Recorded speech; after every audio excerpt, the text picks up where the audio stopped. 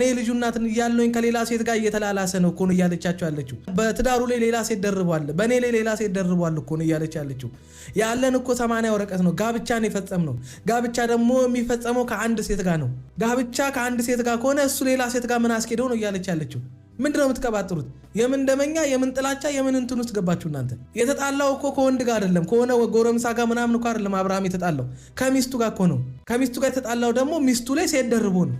በቃ ሚስት ያለው ከማይሆን ከሚስቱ ጋር በማይረባ መግባባት እዚህ ግባ በማይባል ጥል ከሌላ ሴት ጋር ግንኙነት ጀምሮ እኮ ነው። በእርግዝና ወቅት አብሯት አልነበረ። ወልዳም እንደገና ልጁ ረፍት አልሰጣት አለ እንዴ። ለሚስቱ አይምሮ እንዴት አይጠነቅቅም ሰው? እንዴት እኔ ግራ እኮ ነው የሚገባኝ። እናንተ እንደምትሉት አብርሃም የሚወዳት የሚያፈቅራት ከሷ ጋር መታረቅ ከሷ ጋር መስማማት ከሷ ጋር አብሮ መኖር እንደሚፈልግ ቢሆን እንዴት ለሚያደርገው ነገር አይጠነቀቅም? እንዴት ለውሎ አይጠነቀቅም? እሱ አንድ ሴት እንደፈለገች ስትለጣጠፍበት እንዴት አይጠነቀቅም እንዴ? ለእናንተ አንድ ሰው በሚስቱ ላይ በትዳሩ ላይ ቺት ማድረግ ማለት ምን ማለት ነው? እንዴት ነው እናንተ የምትገነዘቡት ወይም የምትረዱት? ቺት የሚባለውን ነገር ምንድነው የምትቀባጥሩት? አረ ተው በእናታችሁ ተው። እቺ ልጅ ቆይ ምን አደረገቻችሁ? ምንድነው የበደለቻችሁ?